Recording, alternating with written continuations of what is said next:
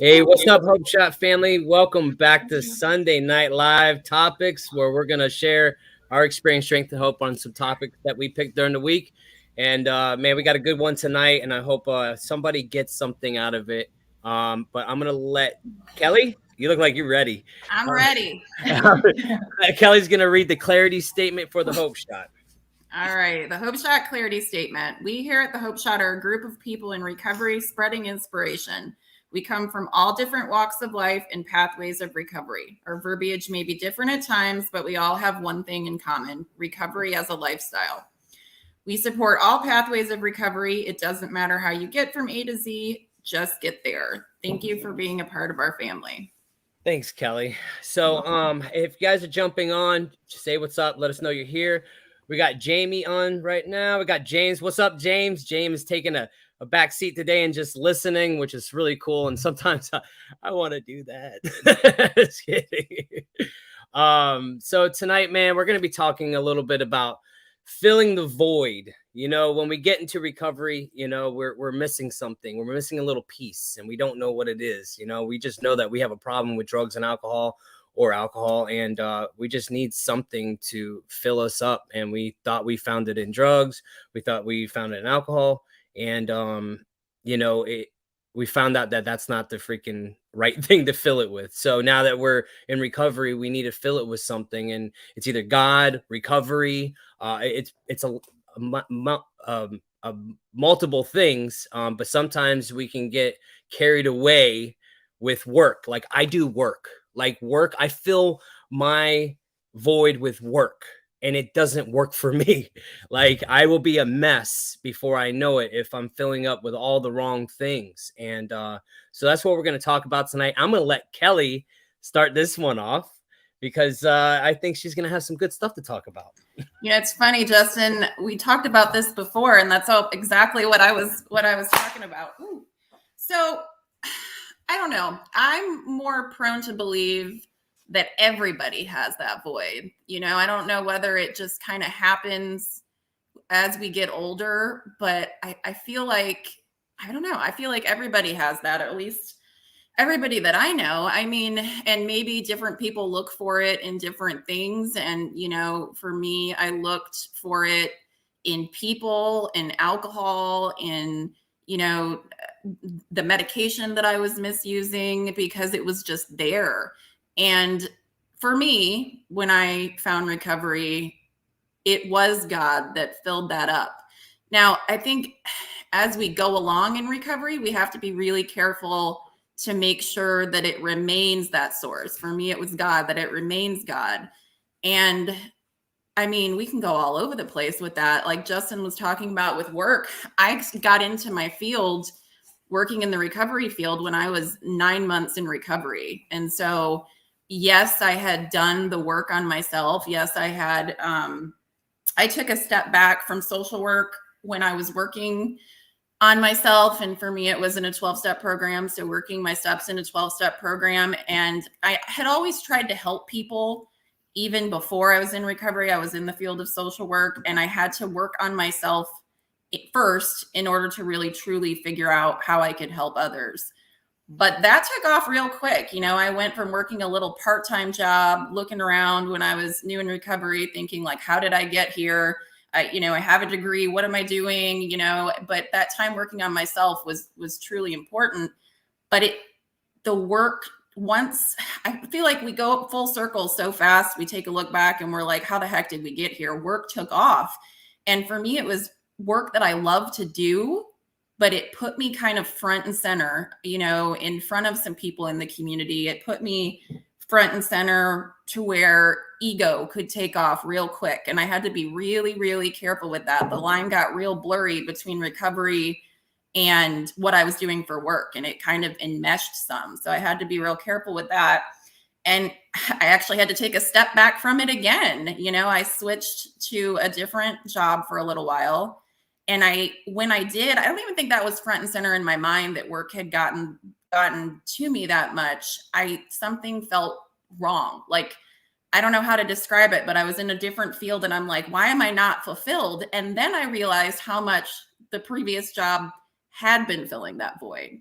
I don't know if any of that makes sense, but I think that, you know, for I like I said, I'm more prone to believe that everybody has that void, and the way we fill it makes all the difference. And we have to, as people in recovery, keep making sure that we have that balance and that we're filling it with what it truly needs to be filled with. And it ebbs and flows, and it can take off in all different directions. And balance is hard, man. It just is. That's all I have to say for now, but I'm not sure if I'll have more. You know, you hit it on the nail right there. Balance. Balance. It's all about balance. And that's a tricky son of, you know, it's Yeah. tricky. You know, it's like sometimes, man, we don't even know we're going on that, like that unmanageability course. You know what I mean? Like we could put like, I mean, it happens so quick. Like, I don't mean to get caught up in certain things, but we're like, I'm just getting my life back. And you're trying to catch up.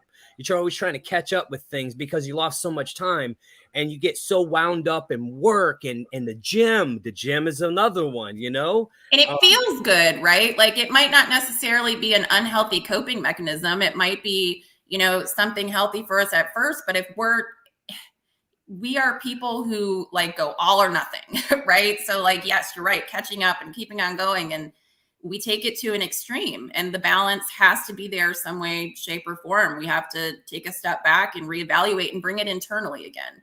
You know, if we're not looking internally and figuring out what that voice is telling us, and I'm a firm believer that God lives within us. And if we listen, you know, and we talk to God, that voice inside of us will guide us in the right direction. I call it my internal compass. But, you know, that compass can get skewed real quick. Mm-hmm. Yeah, it can.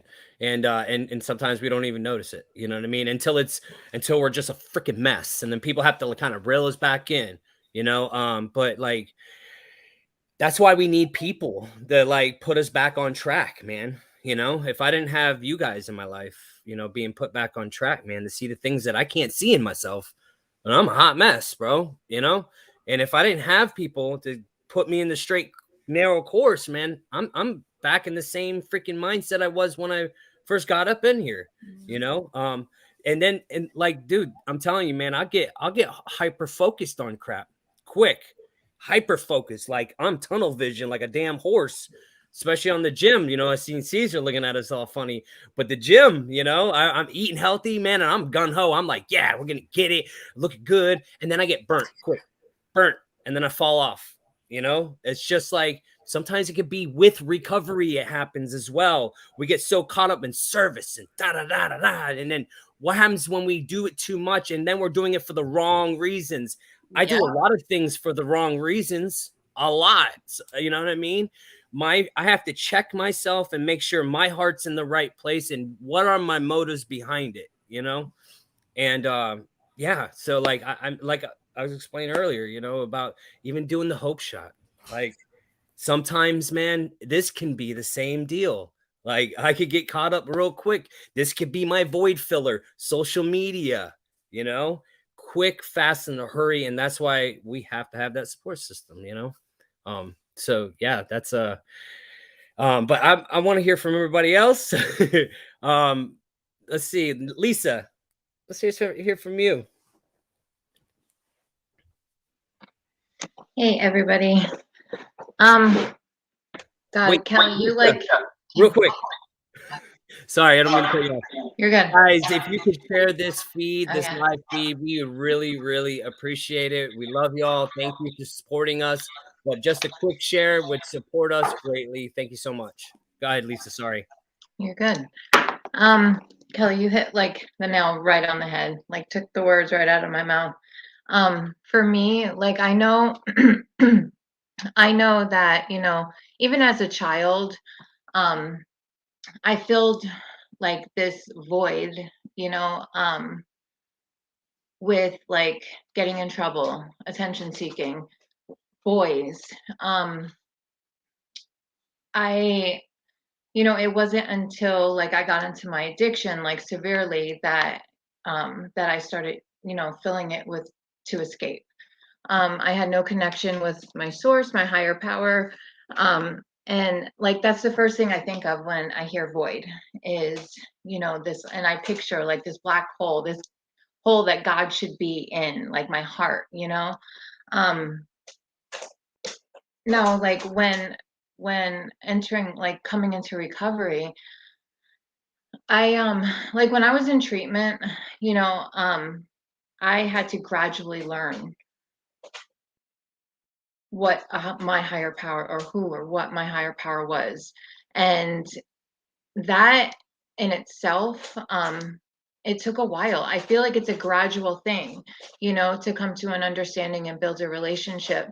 So like in the meantime, I was filling it with like um recovery stuff, and I was overly doing it. I didn't want, like, I feel like I was like that person in treatment. I was always wanting to, like, you know, get more.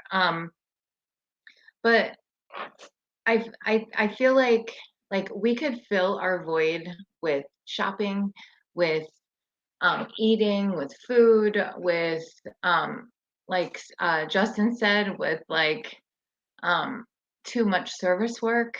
You know, I know Johnny, he had to take a step back because he was overly doing things, you know, and like if it's not doing what it's supposed to be doing, which is helping others and yourself and connecting you to God, then you need to take a look at things, you know. Um, I know that I know that if I have something, Molly is like up my brain. I'm sorry. Um, I feel like that if we're not filling that void with what's right for you, like God, doing work on yourself, um, if okay, I don't even know how like I'm saying this. I feel like I'm like stuttering on my own words, but like doing some writing on yourself and figuring out like where this void is coming from. um I hate doing writing. Like I feel like it's like probably a mutual thing, but like as soon as it's down and I'm wondering and I see like what is not like what is missing from my life, that's when like my eyes open and I could be better to the people around me, better to myself, have a better relationship with my higher power, you know. I feel like I'm stuttering over my own words. Can I come back to me? I'm sorry. No, you're fine, Lisa. I have like all these things going on in my head, and I'm like that. Like I Focus. can't even get them out. I know. Focus. I know. It's Filling all it them with the damn wrong things. personalities just running around amok. You did great. God. No, I know exactly what Yeah. you're saying, though. You're probably the only one stuttering to yourself, but you hit it spot on. I mean, we can fill it with all these things that are supposed to be good, but it can turn. I mean, just like our defects and assets, man. We could Yeah. take anything good and turn it to complete shit real quick. Yeah. Like I'm Like real good at that.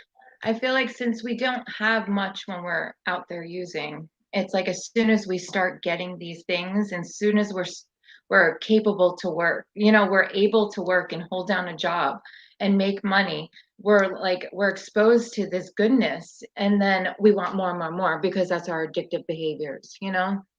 Mm-hmm. But I totally experienced this while I was managing the restaurant. Like I've never been appreciated at a job before. You know, I've never had responsibilities like that.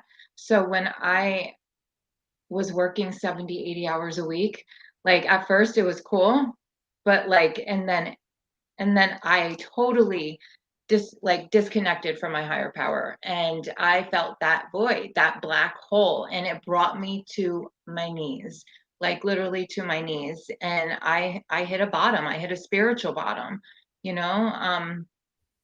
That's where I like totally think of when I think of like that void. It's just when there's something missing, it's that connection. It's always ends up being that connection with your higher power. That's always what it is, you know. And we can make our higher power our job. We can make Yeah. our higher power food.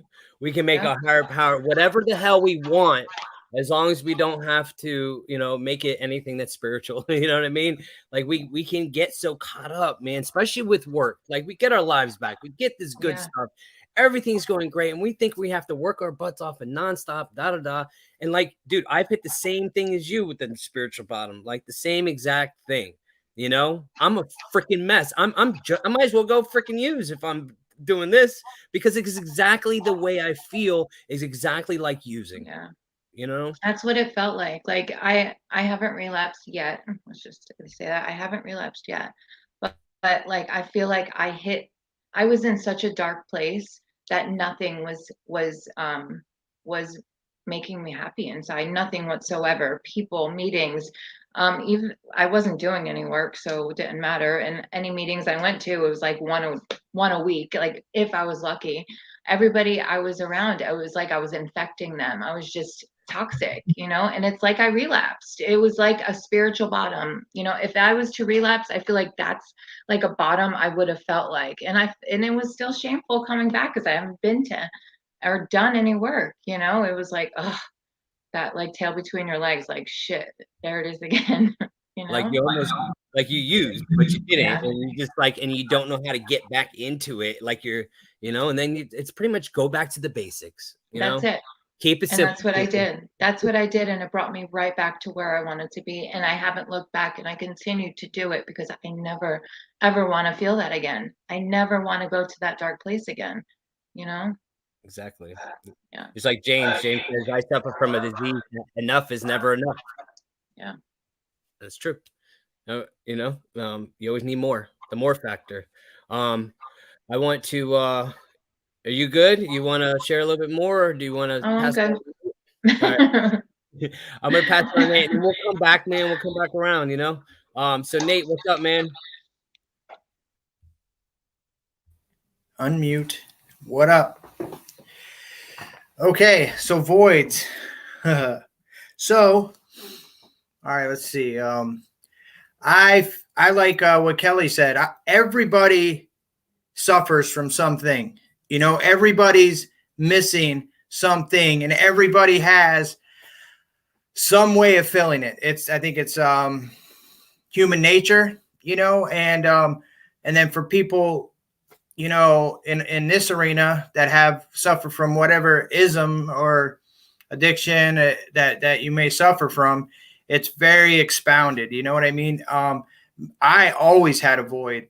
I always felt like I was less than, like I was aimless, like I didn't know where I belonged or fit in, even though I had tons of friends. I was excelled in athletics. I had straight A's in gifted courses, and I still felt completely apart from everybody and everything. And so what do? I get to a certain age. I find these substances and this alcohol or whatever, and boom, it's immediately all that anxiety, all that unease, immediately goes away. So I think I've found like the best solution in the world. So of course I am going to dive head first and continue to indulge in these things so I feel okay. So yeah. Fast forward 2+ decades, and now it's not working, and now I'm coming into this recovery deal, and I'm carrying all there's a void, all right, but like around, like there's a barrier or walls around this void that is guilt, shame, regret, remorse, um, low self-esteem, no self-worth, all these things.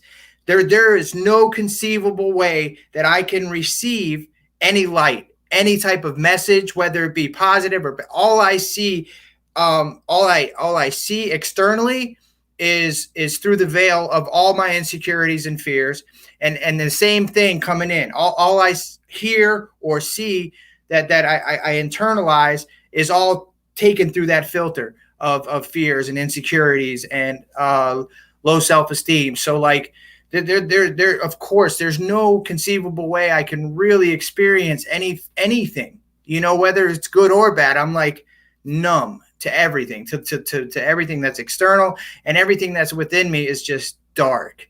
I'm just consumed with darkness. I'm haunted by what I've done. And so when I get sober, when I finally surrender, I get vulnerable. I ask for guidance. I pray to some God. I have no idea who this is, what it is. I just know that everybody's talking about it. And, you know, if I want to be a part of, I got to, you know, do what they're saying. So here I go. It's funny. I talked to a newcomer today, and he was talking about, man, when I was in treatment, you know, I felt like that was my higher power. And this is a gentleman that had only maybe a month clean. And I was telling him, well, and he's like, but I really don't have any concept of what this God is. I'm like, hey, bro, check this out. I'm nearly 4 years sober, and I don't have a clear concept either, you know? And I think I might be in trouble if my idea or conception of God isn't forever evolving, if I'm not constantly adding things to what I believe in. Like, and if that's not ever changing, then I'm not learning. Because what am I? I mean, I'm a hot mess for 2+ decades, and I'm supposed to be here for a few years and have God figured out. There's people that's been meditating on a mountaintop their entire life, and they don't have any clue what God is. They just know that it is. And that's made the entire difference in filling this void for me. So yeah, I start working with the guy, I start praying, I get sober, and all these walls start crumbling. You know, I go through a process that allows me to deal with my fears, to deal with my shame, to deal with my regret and guilt, yada, yada, yada. And slowly but surely, you know, there's space. There's now light can enter. And this is when that void finally starts getting filled. And the dangerous part about early recovery, especially for me, was, you know, I felt like I was owed, you know, some girlfriends. I felt like I was owed some money. You know, I felt like I haven't experienced these things really in my entire life. I lost out on an entire childhood, and most of my 20s and 30s were spent in prison. So like, I didn't even know how to love a picture on Facebook. I think Lisa told me how to do it. Like, I had no idea. I was like, how do you heart these damn things? Everything's getting liked, no matter what the fuck it was.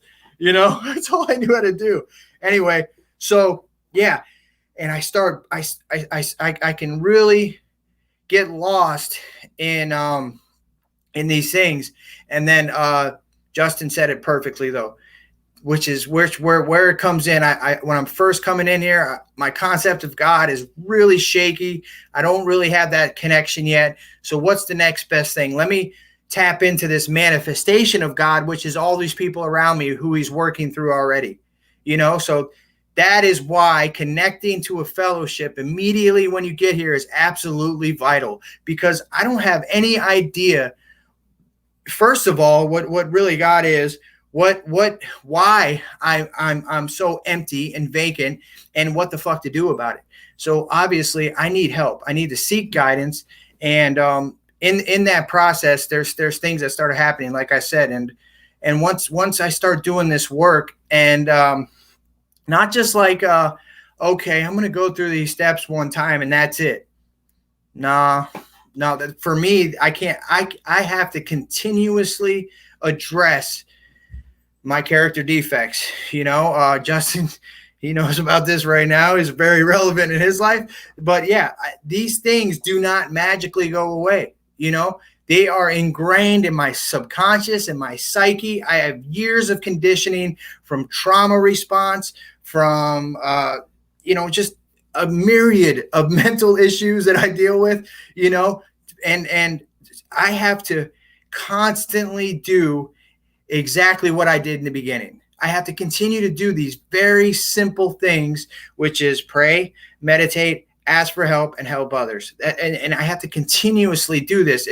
And for me, if I start feeling that void open up and it's ungodly, or there's darkness or insecurities, it is always one thing. There is a disconnect. There is a cinch in the line. There's like, okay, so here, God's here, I'm here. There's a straight line from me to him when I'm practicing these principles in all my affairs, right? So now I start fucking working 80 hours a week. I start, you know, dating these women that are younger or newcomers.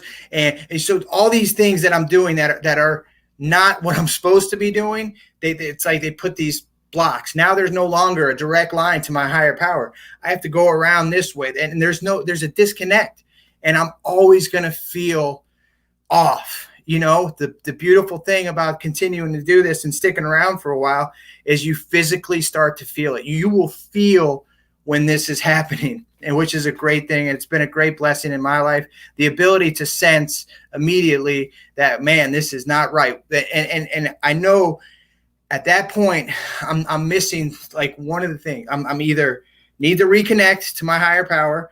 I need to do some more service work. I need to help somebody, and or I need to talk to my peeps, man. I need to connect to my fellows, because I don't know. I'm really like I don't like to manifest this or anything, but I really am. I have this crazy mind. My mind is squirrely. You know what I mean? And the only way for me to keep it at an even keel is to do these simple things. And even in the midst of doing these things, I mean, I talk to my sponsor every single day. You know, I talk to my God every single day, and not just like in the morning when I pray or meditate, or at night when I'm talking, like all during the day. And it's a beautiful gift that we're given, that we have this infinite resource at our disposal if we choose to seek it, if we choose to connect to it. You know, and the minute if I stop doing that is when this void starts to fill. When I start taking external stuff, material stuff, money, women, gambling, whatever it might be, and I start putting that as a priority opposed to praying, meditating, helping others. I mean, this is when, and it's easy to justify these behaviors, because look, I need to pay bills. I have all these responsibilities, and you get caught up in this life that you have zero frame of reference for. I don't know how to live an adult life. I never have lived a normal adult life ever. So here I am, my first go really at life, and I saw someone made a comment. I really need to give myself a break, man. You know what I mean? I really need to just say, hey, Nate, you're doing the best you can with what you have, and be aware and sense when I'm off, and immediately reconnect and do the very simple things that got me sober in the first place. It's just for me, it's just that simple. If I'm not doing those simple things that saved my life in the beginning, then I'm in danger of losing my life, regardless of how sober I am or how many years I have. It doesn't matter. So, Nate, man, good stuff, bro. Like straight fire. Like good. Like, so good. Him. Like, dude, like I appreciate you spitting that, man. That was good stuff. No, literally. But damn, man, yeah, you hit me, bro, with the character defects, because you're reading the book, bro. I am, and dude, like I'm focusing. Like, this week, man, I started getting back to where I was before I fell off the wagon. We fall off the wagon. It doesn't mean we have to use. You know what I mean? It doesn't have to evolve to that, but like we have to figure out, okay, I'm screwed up. I need to figure out what is going to get me back to where I was, or even better than where I was. Fuck where you were. You know what I mean? So we're always, like you said, we're always evolving. Our stuff is always evolving in this process, no matter what. As long as, and I loved how you said there's a straight line, and then we start throwing stuff into like little, barriers and like detours and crap. We have to get around this stuff, and it's so cluttered, and it's like, it makes sense, because that's exactly what we like to do. A good addict, man, is throwing shit in the way. You know what I mean? Like everything we can put in front of it so we don't have to look at it. You know what I mean? And that's, we have to start looking at ourselves and be able to focus, man, on like how we get that connection back. How do we get back to where we were? I started working out this week and eating a little bit better. You know what I mean? Because like I got a bookkeeper. Boom. Yeah. The things, we're steadily working on ourselves, because that's what it's supposed to be. Like we know what we have to do, but how long are we going to stay in pain for it to freaking start happening, for us to start making the action, Hey Justin, real quick, Yeah. you made me think of something. In the movie Dogma, Selma Hayek and they're having a conversation about God, and she's like, "Well, do you believe?" She's like, "I don't like beliefs. Beliefs are absolute, but I have an idea. An idea can change," and I think that's so important for especially with the mentality like I have. I always was like, I need something had to be fixed. It had to be tangible. It was this way or it wasn't. You know what I mean? And for me, that can be really dangerous in recovery because I could have a spiritual awakening and say, okay, well, that's that. You know, this is how it is. But no, why can't I continue to be awakened on a daily basis? I mean, that's the goal here, right? I mean, that's I mean, I don't want to have like this fixed idea of what everything is. You know what I mean? I want to be receptive to change so I can if I feel like I know exactly what this deal is, how can I ever possibly learn anything new? You know, I'm in a dark place. If then I can never, no matter what anybody says, I have this idea of what it already is. So, and then we become a know-it-all, just like we were. You know, there's nothing to learn. Hey, I have one question, one comment I wanted you to respond to. Would someone mind explaining exactly what a trauma response is? I think I know, but I want to make sure my head can convince me that I know what everything is. Kelly got this. Nate, you're good at this too, though. So when you experience trauma, you start reacting in a certain way, and I mean, I could go back and back. It can be passed on from generation to generation. Even your mother could have a certain trauma, and then the way she reacts is now a whole manifestation of the way you react. So a trauma response is really just after having trauma happen to you, something that could almost be like a quick reaction. Like if somebody touches me from behind and I'm a person who had sexual trauma, I might jerk and react. And it could be something simple like that, or it could be, you know, something deeper. But for people like myself who endured a lot of trauma, it takes some time to break that down. I mean, you have to, like I said, look back as far as family lines. Like many therapists believe that it's in your DNA. Like it could literally be in your DNA if your family suffered generations and generations of trauma. So that's the simplest way I can explain that. Nate, you're good at that too. That was good. Okay. Yeah, Good. I think I mean, trauma is basically okay. So trauma either what for me personally. Let me just say how I like I suppressed years and years of certain like being exposed to violence, people getting stabbed and dying in front of me, like all this stuff that I experienced in prison, being tortured. I was waterboarded. I was tied to a chair and waterboarded. So these guards wanted to know who was bringing the dope in, and I wouldn't tell them. Beaten in this chair, you know, like and me. So I never deal with these things. I never express them. I never talk about it. And all of a sudden they start just they don't. It doesn't go anywhere. You know what I mean? So it just kind of ingrains into your subconscious and your psyche, and then these emotions and or fears have to find their way out. So what they do is they come out in little subtle ways, in disguise, in under the guise of, you know, you either A, repeating these behaviors, which wasn't the case for me, or B, having horrible anxiety, social awkwardness, being having fears piqued by like smells and or large crowds or stuff like that. But it's really just like in a certain fellowships literature, it talks we're driven by 1,000 forms of fear, and it's basically just it's the same thing, you know, like it's all these fear based things that we've just never dealt with that come out into our behaviors, but under the guise of different things, you know.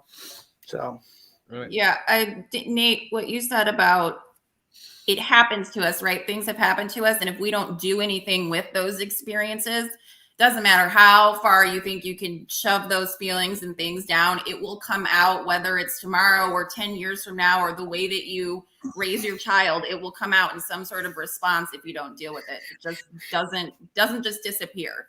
And most times in a negative response. So I'm gonna see. We have Tiffany on here. I just want to see if she wants to add something into this. Hi, babe. She's in the Hey living guys. room. Hey, I'm real not quick, following. real quick before you do that, let me just say one thing. Can you guys share this live feed? Please share it for us. It helps us. It supports us.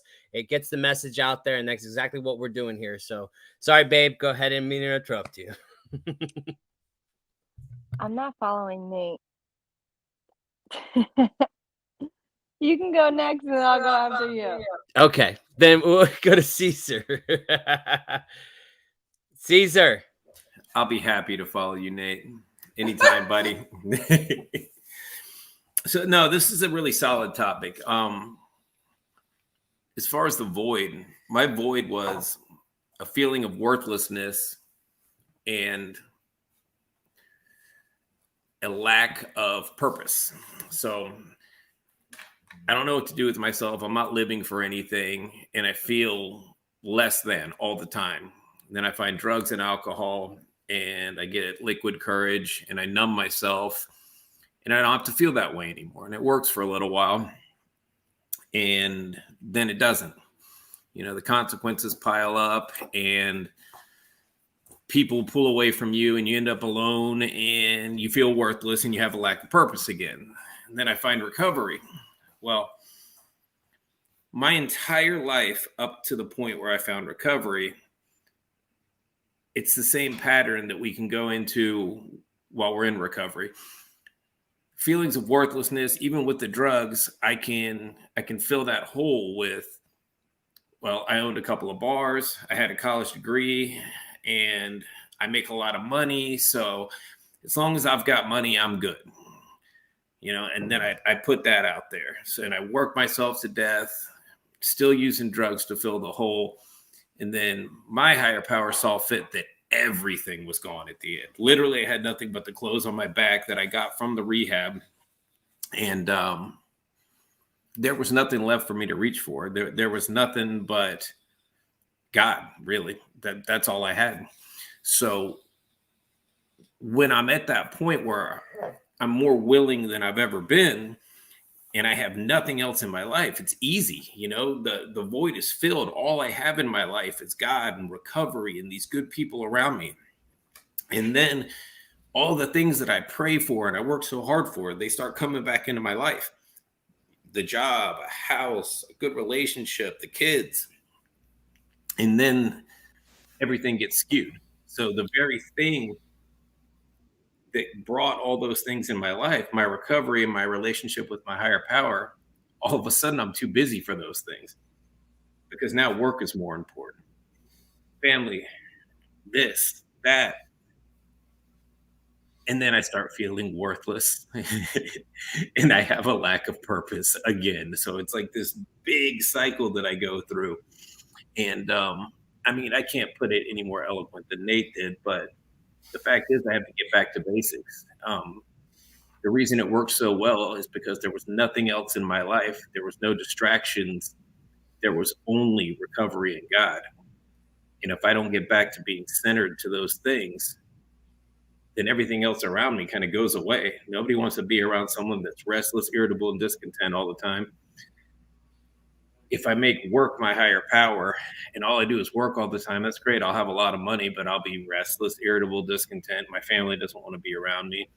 And it all goes back to doing the same simple things that I did at the beginning. You know, it's just getting reconnected and realizing that if I don't have my recovery, I really don't have anything else because I have a lifetime of evidence that shows when I don't make recovery a priority, I don't have shit. I burn everything down.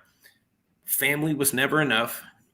There's a line in our in one of the 12-step literatures that says frothy emotional appeal seldom suffices, meaning that no mother begging me, no child saying, "Daddy, would you please?" None of those things is enough. What it takes for me is a spiritual program of action. I have to go back to my basic program, which is trust God, clean house, help others. When I fill up with those things, good things, then I can pour out and I can help people all the time. And I can be balanced and I can be centered. when one of those pieces gets pushed aside for me to work harder to make more money, or for me to spend more time in the gym, or for Nate to bounce in and out in the Zoom meeting. And no, but I mean, it sounds so basic, but we get sidetracked easy. You know, Justin put it really well. Like, I can run to an extreme with anything. I can make working out the most important thing in my life. And I would say, hey, like, I know you guys want me to stay home tonight, but I have to work out. Hey, I know that, you know, I don't usually work out on Mondays because I've got that meeting, but I'd rather get a little more swole. I'm going to stop going to that meeting. You know, it's a balance. So for anything, like, this whole thing's based around change. We're ever evolving. Recovery is synonymous with change. We're growing and evolving constantly. What makes a change sustainable? You have to be able to have balance for a change to be sustainable. For Justin, small changes in the diet, starting to go to the gym, that's sustainable. Going for 3 hours a day and cutting all your carbs out in the first week, that's not sustainable. And it's the same thing with my recovery.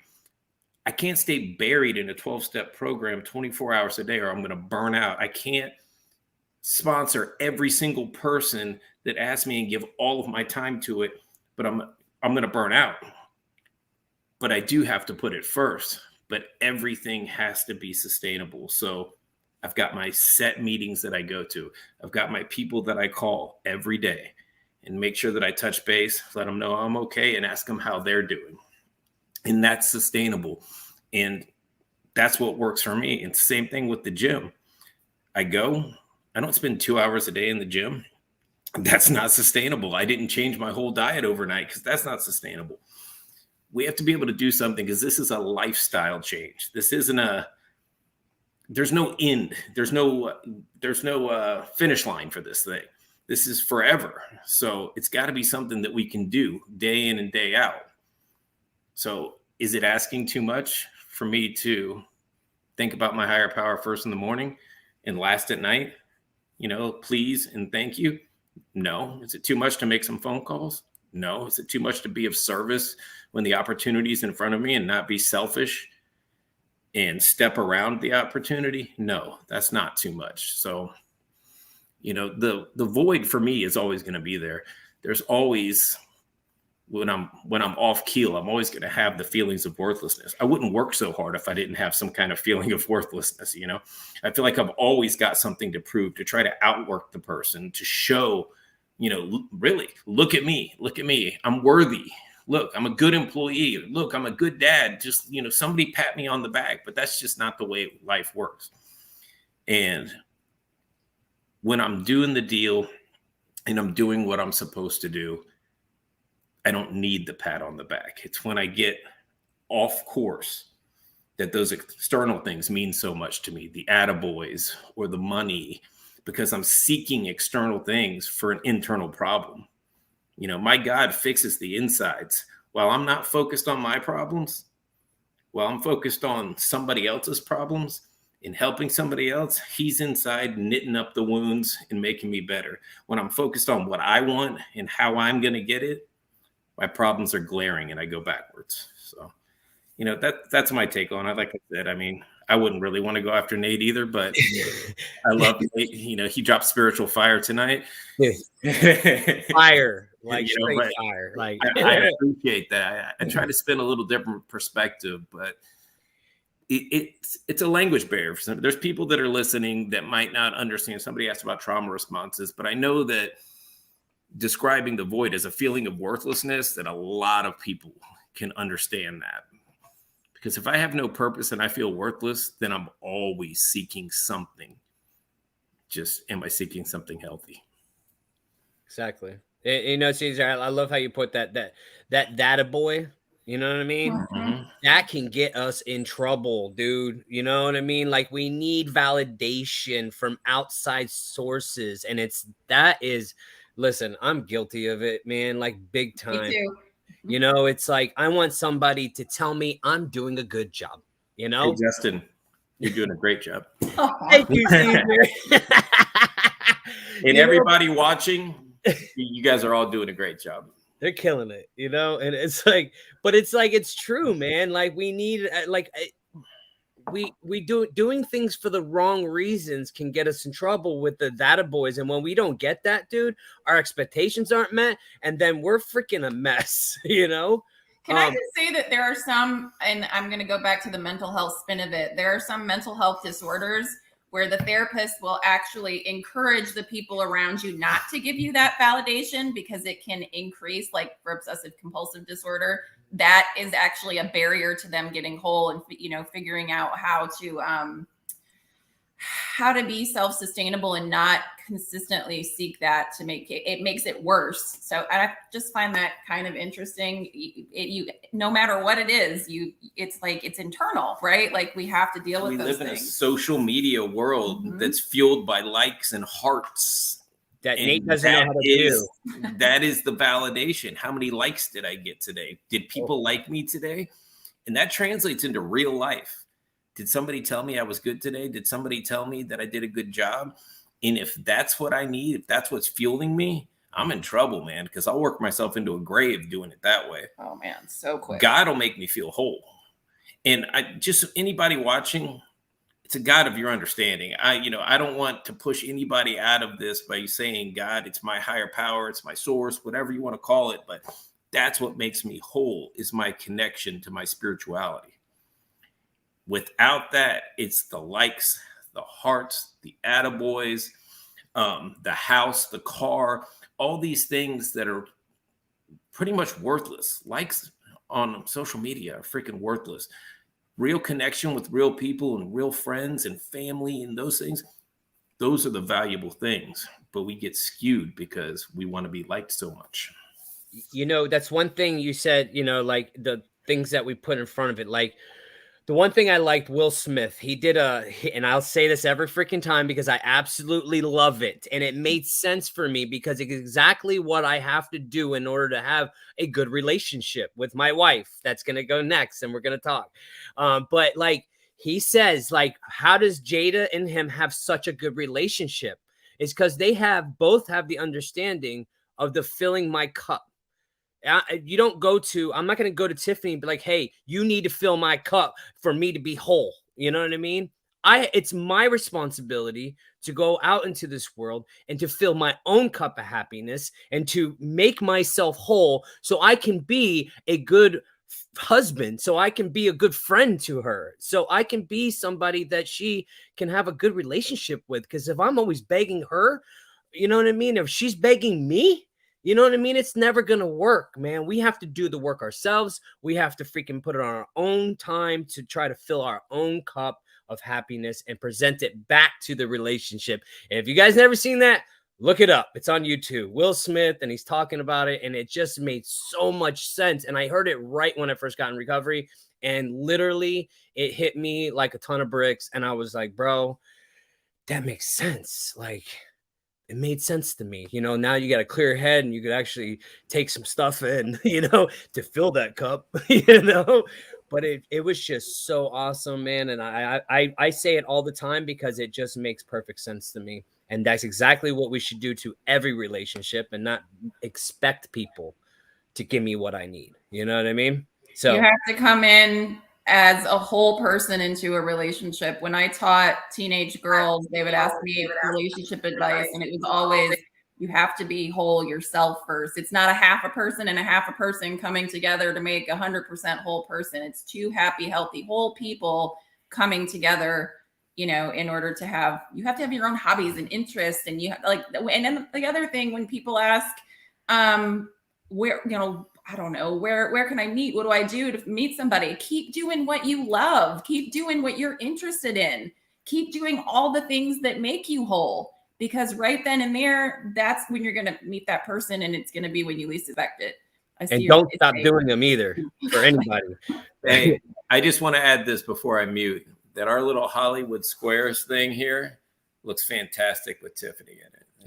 It's so good to see her face on there. It just literally, the whole thing is brighter. Babe, unmute yourself on there. Let's chat. You know, a lot of times the reason why I don't come on here with you guys is first and foremost, you guys share so much that I like to listen to because I learn and can you hear me? Yes. Sorry, I can't really hear myself. It's weird. Um, you guys share so well and I like to learn from it. And number two, I feel like what I have to share is pretty much everything you guys have already said. So it's like I don't know why repeat it, right? Um, thank you, Caesar. I love seeing all of you guys too. I feel like I've seen you guys because I've been watching, but I just haven't like talked to you guys, right? Um, man, it was great listening to your story, Lisa. Thank you for sharing Wednesday. I friggin' cry every time you share it. Just want to throw that out there. Nate, I couldn't go after you because some of the words you use, I'm like a word connoisseur, I guess you could say, and those words were playing over my mind, like Marriott and Psyche and a couple of them. Anyway, so I couldn't think straight about what I wanted to share because your words were in my mind. Uh, so, as far as filling the void for me, it really does come down to what everybody has already said, basics and balance and finding it and trial and error through it until you find it. And of course, none of us have actually found it, but you get close to it, right? And then that's when you find yourself easily falling away because you can find yourself back to or going back to it. I actually just recently had a bout of it where I get really good at, I personally enjoy reading the Bible and doing devotional and having that half an hour before my kids wake up to meditate and pray and, just kind of meet with God and hone in on. And it's funny because every time I read something in the Bible, it literally speaks to me of something going on directly in my days. And it centers me, and I feel really well rounded and well centered and grounded. And then I get busy, like we just talked about, we get really busy. I'm being a mom and I'm trying to get back into working full time again because I didn't all of last year. I'm trying to catch up on all the things I didn't do last year. Then I'm still trying. I really love, of course, helping people and being a friend to people. And then COVID hit our house, and I was made to stay home for pretty much. I stayed home for 10 days, and like now I'm finding myself like miserable and just um, not positive in any way. I'm like scared to leave my house. I'm. It's like I got in my little shell, right? And I don't feel like I'm worthy. I don't want to share my words with anybody. I don't want to talk or see anybody. And I talked to Lisa the other day, and she was like, "Well, when's the last time that you looked at your step work, and when's the last time you read the book, and when's the last time you maybe spent some time meditating? Maybe you should pray." And I did so Thursday morning for the first time. I actually got up 5:30, thought I was doing it, and since then, two other times, I've been able to find bringing myself back to reading the Bible and praying and meditating. And man, I'll tell you, that I was able to come on tonight. That's how and why I feel confident enough to come say, "Hey guys," because like I connected back to my higher power, and I'm like, "Oh man, well, there is life." Like I was feeling dead inside, And so, it it really does come full circle. We get so busy and so caught up, and like Justin said, we get hyper focused on this, that, or the other, and then we forget to work on self, and it really, I don't want to look in here because I'm feeling so yucky, and I'm already disgusted enough in myself, and so I don't want to look at it too. But then when I actually took a second to stop and take that half hour and like I feel so good just from that, and I look forward to continuing it. And little things too though in the past where I find myself I'll get dry with just Bible study and devotional every morning to meditate. Like so my friend I always go back to her, but anyway, she told me like listen, you don't have to read your Bible to meditate every morning. Read your Bible once a week, and then on the next morning, why don't you open up all the windows, turn your favorite song on, and dance to that in the morning? The next morning, color the next morning, draw a picture the next morning, like you don't have to keep it cut and dry, keep it interesting to keep yourself having fun with it. Like, and that really hit me too because it would get rigid. I'd be like, oh, it'd become a chore, instead of filling my spiritual. Anyways, that's all I have to share. But you guys are awesome. Thank you for having me on. Thank you for coming on, babe. Like, I always want to hear you just to say that. Like, We all do. There was just like, I needed to hear that, Tiffany, what you have to say, whether you think you're repeating, I promise you're not. Like, we needed to hear that. I could relate so much to what you were saying. I mean, I work from home. You know, like I get that feeling, like more than what you know. And it's just good to know that, you know, I'm not alone in it. That is what you just said about that. And I'm sorry, Justin. I didn't mean No. to cut you off. No, you go ahead. The switching it up like that, because I'm such a creature of habit and of routine that it does feel like a chore sometimes. It's like, okay, I have to do this, and now I have to do that. Okay, it's bedtime. I have to do this. But that advice you got of keeping it fresh, draw a picture. I mean, it's all spirituality. Like, there's no set way that has to look. And, you know, the institutional mind that I have, it's like, this is my routine and this is how I do it. And I need to hear stuff like that. So thank you. You know, the doing different things cannot be so repetitive all the time. Cause like we get bored. We're humans. We get bored. Like literally, I get bored at everything, you know, and it's like I love when stuff switches up. So having new things, and it's like it helps with the mental, you know. So it's not just like cut and dry because we need new. We need to try to change it up, do this. But as long as it's somewhere in the same realm, it's good. And I forgot what I was gonna say.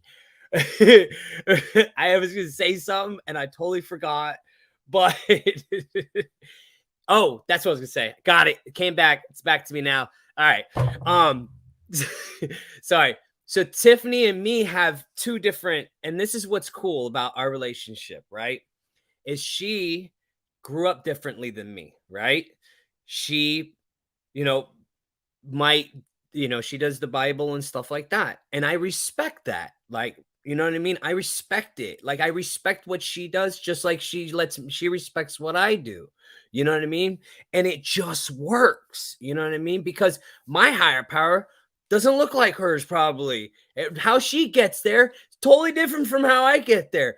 And like, I struggle. Listen, I struggled for so long with this concept because I'm like, well, what does his look like? And what are the, you know what I mean? Like, I want to know what everybody's got. And how come I can't do stuff like that? And how come, and I'm all caught up in this, how come I can't, you know, instead of believing in something that I believe in and keeping it freaking simple for me, because I can overcomplicate every single thing in my life. I can overcomplicate prayer. I can overcomplicate. Listen, I go into these prayers and nobody's around and I feel stupid. Isn't that that's some dumb stuff right there for me? Like, I'm like, bro, nobody's here. You're saying it in your head. Like, and nobody's listening. And it's just it's literally that ridiculous. And like, that's relatable though. Yes, it is. That's super relatable, bro. But listen, somebody told me early on, do you talk to yourself? I was like, yeah. He's like, that's a form of prayer. That's like, because I need something so simple written out in crayon to where I can understand it with pictures too, of course, because I like pictures, does well. But like, I really needed that stupid simple because I've never done any of this in my life and I don't know what I'm doing, but I can overcomplicate it and I'll run from it that quick, you know? So like, I just wanted to put that out there, and go ahead, babe. I just want to say, Justin prayed over our meal the other night with our kids, and it was the sweetest thing ever because we always pray before dinner together as a family, and usually it's either me or Jalen, and Jace likes to chime in. And I don't know if it was Jalen or Jace, they brought up, how come Daddy never prays? And so Daddy was like, you know what, you're right. I'll go ahead and I'll start. And he did the other night, and it was like a really special moment. I told myself, okay, I am working on a lot of things that I suffer from. And like, I am not any different from anybody else. Like, I need to work on myself more. Like, self-care is my focus right now. I'm hyper focusing on being a manageable self-care. something that could be consistent and not get overwhelmed, because I will hyper focus on every little detail and be on one thing while I'm trying to do that. I'm trying to pray with my kids, because my kids pray every night. Tiffany prays every night, and they never do it because I feel stupid. Literally, I feel stupid. All right. Because I feel like I'm the dumbest person in the room most of the time. Okay. And like, I'm not. And I need to stop telling myself these stupid things, because I believe every word that comes out of my whatever. It doesn't need, there's no words coming out. It's this right here that keeps putting me into this box that I'll never get out of. And it's like, I need to stop doing that, because you know what? I do have stuff to offer. I do have good recovery. And if I keep putting myself in the box, I'm going to stay there forever. And it looks dark in there, and I'm scared of the dark, you know? And like, and these people right here are the ones that keep me going, and they lift me up. And that's what we need into this recovery, is some solid people to always lift us up, to always tell us that we're freaking doing a good job. They don't tell me it. They just do it by being my friend. You know what I mean? They don't even have to say a freaking word, you know? But most of the time they tell me to shut up. You're being dumb by saying these stupid things to yourself.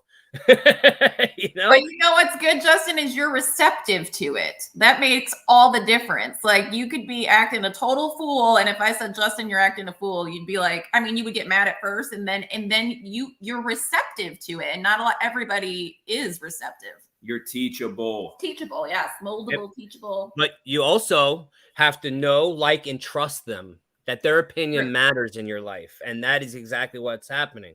So, and that's what it takes, man. You know, that's why I say, get you some solid people. Babe, go ahead. Sorry, I'm talking. No, you guys are fine. And okay. I just wanted to touch base real quick. Somebody said something earlier in the comments about, you know, the disease of more is enough is never enough, you know, but I just want to say, so we've been learning, and this is something that I personally have been practicing for a couple of years now. When you come to believe that yourself, right? Like you typed it out, so you obviously believe it, you know, you believe that you have a disease, that enough is never enough. You're completely telling yourself that in all aspects of your life, that's just what it is, cut and dry, and you're making yourself believe that every time you say it, right? So if you can retrain and rewire your brain to know that you can have enough, and you have to say it out loud so that your brain hears you saying it and believe it, you can retrain yourself to believe that, you know, there will be a time where everything you have and everything you are is enough. And you got to kind of like stop repeating the negative. It's like what we talk about all the time, the self-affirmations and stuff. It applies to that too. Stop repeating the negative and start repeating what you want to believe in and what you want to, you know, what do we call that? The manifestation. Manifestation. All right. I did it too. Damn it. Go ahead, Nate. Babe, and that's why, wait, I want to say first, let me give a shout out to one person, Marty. He has been following us for a while, okay? And he's commenting on here that he's going to start it tomorrow. He's going to start his recovery, and he started it, and tomorrow will be 7 days sober. Congratulations, Marty. That's super awesome, man. I remember you. I see you all the time, man. I'm grateful that you finally got that journey started. So go ahead, Nate. I just wanted a couple things that I wanted to talk about. Just real quick. Tiffany made a good point, and I shared this with the newcomer today. We were talking about once you make a connection to God and you have a higher power source, but the beautiful thing about this recovery process, it doesn't matter if you get it through the Bible, through the Quran, through 12 steps, it doesn't matter. If you, just as long as you get connected to something other than yourself, it doesn't matter what it is. Okay, I just wanted to say that. But once you do, the ability to see this source, whatever it may be to you, it's not just when you're reading your whatever you're reading, or it's not when you're praying, it's not when you're meditating. It's when you're talking to somebody. It's when you see a sunset. It's when you're just doing something you're passionate about. These are all directly manifestations of what you believe in. And it's the bad stuff too, because it's trying to teach you a lesson. Like, once you can have that awareness that everything happening outside of you is a manifestation of not only what you are inside, but what you believe in, everything becomes a lesson. Everything becomes beautiful, you know. And the minute you start like questioning these things is when you probably need to maybe reconnect to this source, you know, whatever it is for you. So Tiffany, I fucking miss you, bro.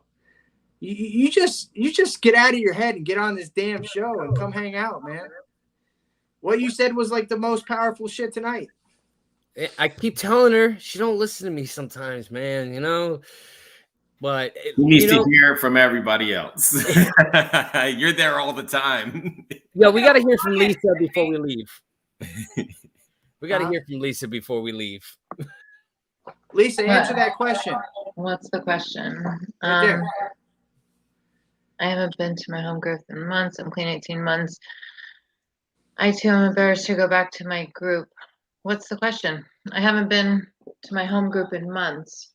Hey, Lisa, relate to him how you were after you quit Harry's and how you had to reconnect. It's the same thing. Yeah. All right. So, well, first I want to bring up the whole, like, it's a quick thing, but like when Caesar was saying about how understanding God and, you know, finding out, was that you, Caesar, that was talking about that? Or maybe, I don't know, maybe Justin, I don't know. But anyway, like, I don't want to understand God. I don't, like, my God, like, continues to surprise me, and like my mind continues to like open up and learn more and teach me more. And it's like what you said, like once you get to the point of like have like this black and white thing of what God is, there's no more excitement of like looking at things in a different way or a different perspective. That's that's just like how I feel. I don't know. I've been like holding that in forever. All right. So what were we talking about? Going back, getting out of my head and like just taking that 5 seconds of fear to walk through that. So I swear I will like live by those words forever. Thank you, James. So like the first, when I got my ass handed to me, basically, my husband told me like, listen, I need to step back from you, and you need to figure your shit out because you're friggin' miserable. And from that point on, I was like, holy shit, like I am miserable and I'm making everybody around me miserable, right? From the get-go, I reached out to like a handful of women, and they were like, yo, meet me here. And I did it in baby steps. Yeah, I started going to meetings and everything, but then I started writing. Then I started like doing inventory. Then I started, you know, like sponsoring again. Then I, you know, and it just, because it fed me. Like all of this stuff going back to your home group, that's medicine for you, and that's medicine for the people there. You're allowing them to see that you can do this, you know. All of that stuff is food for our souls, you know. I don't know, I think that like for me, I literally had to just like walk through it with God by my side and my sponsor on the other side. Like that's how I had to walk through it. So, but yeah, that's what I got on that. Thank you, Lisa, for sharing that. You know, and it's like we go through those little things in recovery, and it's like, and you going like that, dude. If you going back to your home group, it's not for you. It's for the people that are there to show that you can stay clean and then come back, you know, and suck up your pride. You know, I had to do it too. Like you're gonna die if you don't. Like I'm not saying that in like but like literally, like if you don't, not like your home group, but if you don't do these things that are barricading you into this box, like what Justin was saying, you're keeping yourself in this box. And there's only, for us types of people, like there's either you're gonna fall off or you're not, or you're gonna end up in misery, a spiritual bottom. You're gonna be miserable if you don't walk through this. Like talk to your God, talk to your higher power. And like right before you're sitting in your car and right before you go in, like, okay, God, you ready? All right, let's do this. Like I have to say that on a daily basis. Okay, God, you got this, because I don't, you know, like I can't do it without a higher power or somebody else walking with me. I can't. I need it. And that's how we turn fear into faith. Yes. 2 seconds, you know? Caesar. Last thing, directly to that comment, if we don't walk through something that we're afraid of, then we don't have an experience to share with somebody else. If I didn't walk through hard thing after hard thing, I couldn't tell somebody else how to do that. I can't tell them an experience that I didn't have. But when my mother died, when my father died in sobriety, and I stuck to my program and I stayed sober and reached out and accepted all the help that was offered, now I have the experience of walking through that, where I can tell somebody that says, hey, I don't think I can stay in recovery. You know, I'm going to use my, you know, I just lost my mother or my father. I can say, no, that's not the case. You know, you can stay in recovery through this whole thing. Let me show you how. And same thing with walking back into your home group. You know, a year from now, you might meet somebody that says, you know, I'm embarrassed and I don't want to go back. You know, I can't go back. And you can say, yes, you can. Let me show you how I did it. And that experience is super valuable. So it's always the focus on somebody else. How can this experience, how can I turn that around to help somebody else in the future? So if you take yourself out of the equation and look at it that way, for me, it makes it easier to walk through it. That's a beautiful perspective. Well, guys, this has been a fire night. I absolutely love this topic. Like, this was such good. Thank you, James, for bringing this topic to the table, because it was perfect. I think I needed to hear it, man, because you know what? I'm really good at filling other things in my life besides what I need to do. I'm really good at throwing stuff in the way, like Nate put it. Real quick, I want to give a shout out. Chrissy, I totally understand. I still need to my recovery as well. February 19th makes 90 days dope free, but getting here has been a complete roller coaster, but it is the best thing I've done for me. Keep it up. I got this. And dude, it's a roller coaster, but sometimes you just got to throw your hands up and ride that thing till because exactly what it is, you know, enjoy the ride, you know. And guys, if you love this live tonight, please share. If you guys haven't shared already, we really appreciate you guys sharing our live feeds. We appreciate you being here. We love you guys. And this Wednesday we have our Wednesday is dang, addiction to success. Sorry, I'm doing things over here trying to get things handled. We have our addiction to success series where we share stories every Wednesday at 8 p.m. Join us right here on our page. And you haven't liked our page, go ahead and hit that like button and like our page. Follow us. We go live every Sunday, 8 p.m. Also Wednesdays, we share stories of success. And like I said, thank you guys so much for being here. And we'll see you next time. Love you guys. Good night. Good night.